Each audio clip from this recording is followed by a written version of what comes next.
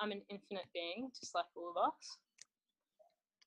I like to lead with that before I go into a identity description of who I am. Yeah. But I run a movement which aims to spread love around the world. It's called Love Out Loud, and I came to that after working in mental health for a lot of years, about 7 years on a federal level in government, also running a nonprofit that worked in community development, and we did lots of school-based programs in mental health. And what was really striking to me about doing that work was just the amount that we all want the same thing, and that's what just continually came up for me as a facilitator and a speaker, holding people in a safe space to be able to speak their mind and truly have a more meaningful conversation and get to the crux of what was present for them and what was affecting their mental health. Pretty much always, regardless of the difference of the story, it came down to a desire to love and be loved. And the more that I saw that, the more that I realized really we're making two choices always. We can invest into fear and living a life that's driven by fear or restricted by fear, or we can live a life that is one that we love, that's expansive, that's creative, that is altruistic. And when you see that as sort of the impending, reality, there's really not many other things for me that I wanted to dedicate myself to. Yeah. No, what a thing to dedicate to yourself to. Love. That's beautiful. One thing I love to ask anyone who's doing anything like this or anything that's just trying to obviously use whatever they can that they have themselves and help others, is what was your defining moment? Like, what was the defining moment when you decided that you wanted to not only make a change in your own life, but also perhaps to be able to reach out and help others? There were probably a few defining moments. Or a few. I battled, but definitely like some standout ones earlier in the journey. I battled really hard with anorexia through my teenage years, and sort of getting to a point of that illness where there was sort of one or two choices. There was, because the illness got very critical on a physical level. One was to allow that illness to keep affecting me, potentially to the point that maybe I wouldn't be here anymore, or to make a change in my life. And I guess needing to ask yourself such heavy questions at a young age really shaped me. And the way that it set me apart maybe from other people was it was a really big reality check when it came to my priorities and the things that I was prioritizing. So there are a few defining moments in that. There was a moment that my principal chose to intervene in the illness, and that was the first time that in my suffering, which was maybe 3-4 years by that point, he actually chose to step in and have a really difficult conversation with me. And being seen for the first time and acknowledged by someone really shifted my view of myself, because at that point in my life I felt like I was invisible. I felt like I wasn't worthy of love or worthy of support. And there was this person that actually chose to step into what I was going through and help me feel less alone in that. Whereas up until that point, especially because the nature of anorexia is so physical, I had experienced always being the thing that someone was looking at, but very rarely did anyone have the courage to actually approach me and have that conversation. And it really showed me the truth of the way fear plays out, because I don't think in those times my friends and my teachers and my parents didn't want to have those conversations with me. I think they were genuinely afraid of the vulnerability. They were genuinely afraid of the pain that I was in. So having that come from my school principal, who was the last person I would have expected to be courageous enough to share those moments of vulnerability with me, really made me realize what true leadership was. And that definitely inspired me after I graduated to pursue a role that helped people in the same way that he did, that reached out to people, that wasn't afraid of pain, that wasn't afraid of tackling difficult conversations, and therefore actually gives people the ability to love more deeply and to change the story for themselves. That's awesome. Yeah, it's pretty crazy when you have to face off with that kind of event, or especially when it comes to life or death. And it's really sucks that so many people have to get to that point before we actually take control and start to move. But I think it's so beautiful when we actually reach out and just have those conversations with each other, which is kind of why I wanted to do this project. But I guess you've already kind of covered, one of my questions was about, any health struggles, and obviously that's definitely played a big part for you. What kind of routines do you have for yourself? Like how much does your like physical and mental health play a part in like your everyday and what you're doing, especially with traveling around as well? What does it look like for you? I think it's a really important question, and I think the fundamentals for me was at the point in my life that I was really sick, and I think it is a shame that people have to lose their health often to actually understand how valuable health is. We really, really do take health for granted, and that's something that I'm constantly trying to make people aware of. Don't wait till that point, because it will come if you don't champion your health, if you don't nurture your health, if you don't look after it. But I think there were so many factors. Obviously, there were physical factors, there were contextual factors that fed that illness. But really, what it came down to was a lack of self-love. I didn't love myself. In fact, it was probably the opposite. I was experiencing a great deal of self-hate and self-loathing. And even now, hearing myself say that, it's hard to accept that that's where I was at in my journey. But in experiencing what that's like and in walking the path to rewire those thought processes, rewire the relationship I have with myself, the number one thing for me in my physical, mental, spiritual, emotional well-being is love, and love for me, but also love for other people, because in loving other people, I love myself, and loving what I do, I love myself. That feeds me. And it's not that travel doesn't get tiring. It's not that travel doesn't wear me down, because it does, just like it would anyone. When you're when you're away from home and you're away from the people you love, that takes its toll for sure. But the thing that energizes me is I do what I love every single day, and I know that I'm making a positive impact in the world, and that is generative. Yeah, amazing. Do you have any kind of routines or like rituals that you do to keep yourself in that kind of loving mindset? Movement's really big for me. I think everyone has their thing that makes them feel, really thriving. And for me, like, I'm a very kinesthetic person, so I like quite high intensity training. I like being able to shift the energy. I also like, I'm facilitating people often every day, all day. So that's a lot of energy to be taking on. And movement really helps me, like running, weights, like plyo type training really helps shift a lot of that energy, and helps my body actually relax afterwards. And then reflection and meditation and journaling, for sure, like hands down, the greatest minds on the planet that have ever walked the planet all say the same thing when it comes to journaling. I know, lots of my book was conceptualized, lots of my first organization were conceptualized through the process of journaling and reflection. So hands down, journal. Sometimes if I'm stuck, I'll just do a stream of consciousness. So I'll continually write, even if that's like gibberish, until a point that I have a breakthrough. That's a really powerful process for me personally. And meditation for me is being in such a relaxed state that if I was to describe it, it's almost like my periphery starts to expand. Like my awareness actually starts to become bigger and bigger and bigger. And there are lots of things that I can do that put me in that state. Riding my bike puts me in that state. Actually sitting down and meditating, watching a flame really puts me in that state. So these are things like if I'm away from that state for too long, there are for sure rituals that I can come back to that I know will help facilitate me back there.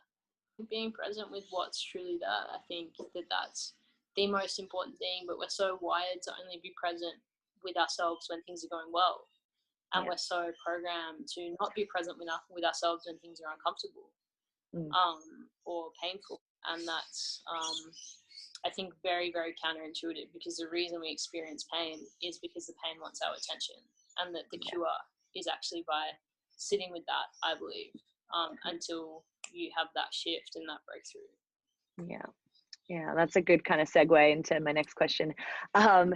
So the main kind of theme around everything that I do is connection. It's very similar, obviously, to you, and that connection with yourself, but then also the connection with everyone else and the world around you. And I'm curious to know kind of what people's thoughts are and what your thoughts are on connection in today's society. Like, what does it look like, and maybe how could we play with it a bit differently? I mean, connection's a broad topic, right? Because we're connected to everything, like fundamentally. But to experience depth of connection, to experience meaningful connection, I think it's the same principle as being present with yourself. Like, you need to be present. And if you can genuinely say that when you are messaging your friend or when you're on a FaceTime with them, or you're emailing them, if you can genuinely say that you are completely present in that process, then I believe like those avenues, those vehicles do have the potential to facilitate meaningful connection. I think where it gets lost is often we're replying to messages whilst we're trying to do 1,000 other things. We're driving, we're between meetings, and there's no presence in that, and there's no intent in that. It's just convenient. And I think that convenience leads to disposability, and the disposability is where we start to lose that sacredness that we all crave in connection. So I'm not one to, villainize technology and say that it's the root cause of why we don't have meaningful connection in our lives, because if we learn to use technology for its value, I think that's amazing. Like right now it's not going anywhere. And we're having a conversation and we're in 2 different countries. Like that's amazing. It's essentially teleportation. Like exactly. blows my mind every time. Like it's incredible. And the world's becoming smaller and smaller because of that. But I think that is the practice of being able to really be present in, conversations when you're communicating, and treat it as you would being there with someone in the physical. And definitely if you're in a physical moment with someone, don't be taken away because it's like, oh, sorry, just give me a second. How often do we do that?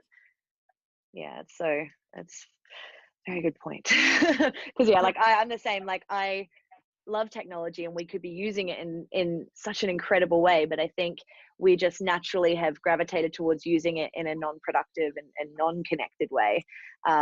Distracting. It's a distraction for so many people. Now, how do you deal with failure? How do you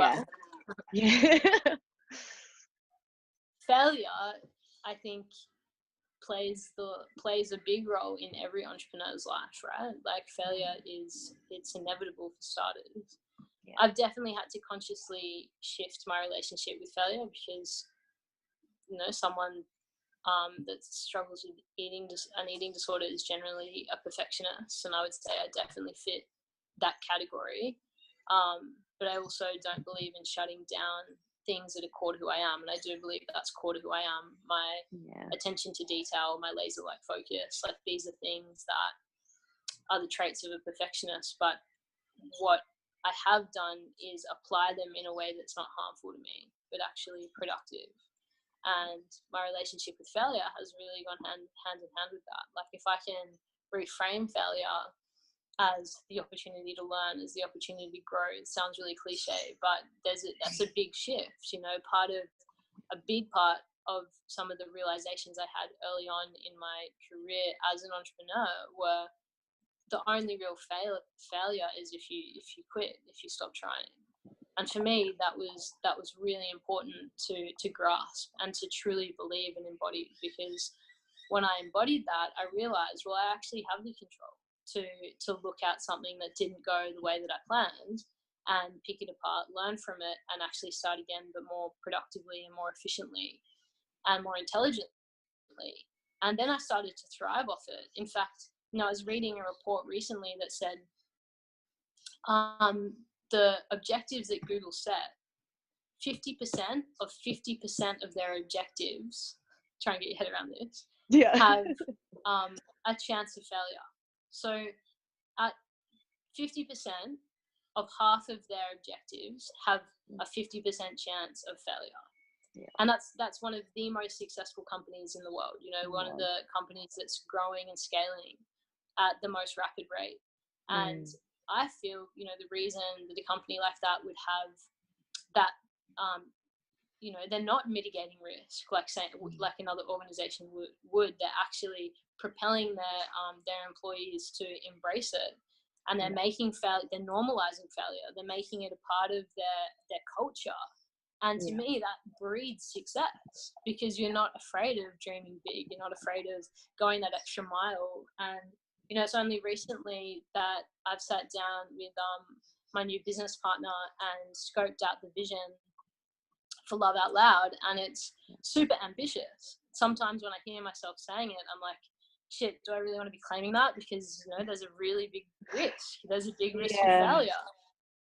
But on the flip side of that, what I see is the more I claim it, the more I state it, the more I stand for it, it's like out of nowhere, these amazing opportunities are drawn to me. These people that I never would have attracted into my life are drawn to me. And that is a product of standing in the risk. And to me, that's like, it's a very vital energy.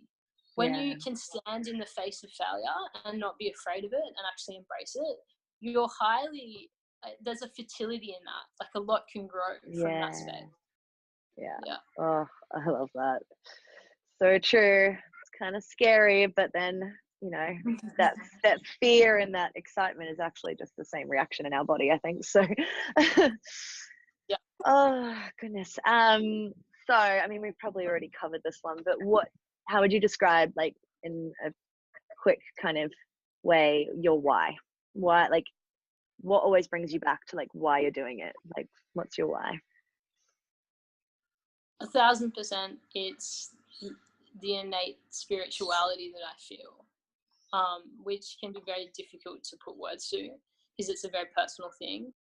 But it feels as though, I'll do my best to explain it, every time I go off track or I even think about not being on this path, there's something much greater than me that guides me, sometimes gently, sometimes not so gently, back to this path. And I really have a very strong sense that there is a witness to me, there is a witness to my existence, there is a force greater than me that is using me as an instrument for itself, and I call that love. And to me, that is, you know, the deepest why inside of me, because if I can, you know, if I can surrender to that, then it's not just my power, it's the whole universe that conspires to make my vision possible. It's the whole universe that allows my vision to expand at an infinite rate. And I do genuinely experience that the more that I trust it. And it's the most difficult thing because it's invisible, you know, it's intangible. You're trusting something that is, you're never going to have human satisfaction of its of its realness. That actually just made me cry a bit because I feel the same thing, and it's so hard to explain to people. And I do believe that everyone, that is in everyone, and I trust that when people are ready, they find that. For me, you know, contemplating that maybe the world was better off not having me here, which is where I was at in the depth of my illness. Just having those thoughts is when this energy, this witness, this love started to speak to me, and it started in very quiet whispers. And the more that I listened, the more that it captivated me, the more that I surrendered to it and had faith, the louder it became. And you know, it's given me absolutely no reason at any point to doubt it, and it's been the most consistent thing in my world. Oh, got chills. It's the same for me. I can't believe I ignored it for so long. So the whole idea around this project, I called it the More Project because everyone, like you said, kind of everyone wants very similar things, but we all want more of something. And I think I do agree at the core of that all, it really is love. But you know, everyone wants more of something in their life, but a lot of the time we're not kind of prepared or willing to actually do anything to maybe step towards it. But what do you want more of? Whether it's for yourself, for others, like what do you want more of? Well, the answer is love, but I can quantify. Yeah, of course. Yeah.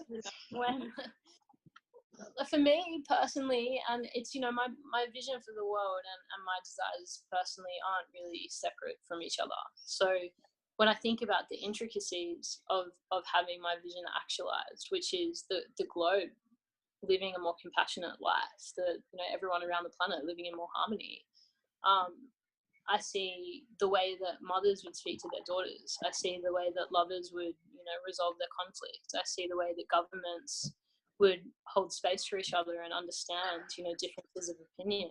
You know, these are the things that I genuinely dream about and I hold so dear to my heart. And the things that I want in my life are just the micro reflection of that. I want for relationships that I have deep love with, who can really see me, who I see, and to let that lead. You know, like I often say when I give talks, there's so many things that make us different, and often we get so fixated on those differences, and those differences are actually beautiful. They shouldn't be used as weapons. They shouldn't be used as a way to segregate humanity. But fundamentally, what makes us the same is so much greater. It's so much more powerful. The humanity in us, the need for love, the desire for more, you know, these things that are so human that we all share.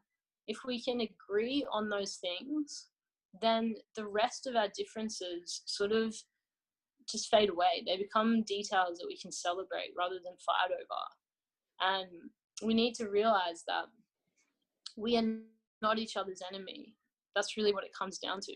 That we're in this together. We're sharing this moment. It doesn't matter if you're on the other side of the world in the Northern Hemisphere, or you're, you know, my next door neighbor right now in this moment, where there's a togetherness in that. And there's actually a natural harmony in that. It's about us awakening to that, living in accordance with that and not fighting against it. And that's universal love. Like, it wants us to embrace it. Everything that we want is provided to us always. Everything that we're asking for is provided to us always. The fact that we see with scarcity, we see with deficit, is the reason we don't get to experience the miracles that are happening all the time. And I dream of a world where we don't even have to create it. We just have to strip back our bullshit to see what is already happening. Yeah, I always say, like, what you focus on grows. And I said it to a friend yesterday about money, and he goes, yeah, but I'm focusing on money and it's not growing. And I was like, but you're focusing on the lack of it. It's like, if you're alone, you're focusing on the fact that you don't have someone, like, you know, but we just don't see it that way. So it's, just starting to think of things a little bit differently, just to make yourself feel better, if nothing else. Yeah. when I meditate, I go to a place that I've named the inside out world. And to me, that is the inversion of everything, you know, with the understanding that you are the creator. It starts from within you, genuinely. And if you just look at literally the other side of every single coin, every single belief system, then you can actually find the truth. And it's both simultaneously. Always an epic chat with Nicole. So if you want to check out the Love Out Loud movement, please head on over to her website. I'll be popping it in the comments of this video. If you have a message, or if you have a subject that you want to have a chat to and you think could really help to educate and empower other people, I would love to talk to you. So please get in touch with me through my website so we can collaborate and connect. And until then, I'm going to put my smart glasses on and get... Can't even put my glasses on. What the fuck? And I'm going to get to work on bringing you more of this inspired and connected content. So watch along, subscribe, share it with your friends, and I'll be seeing you soon.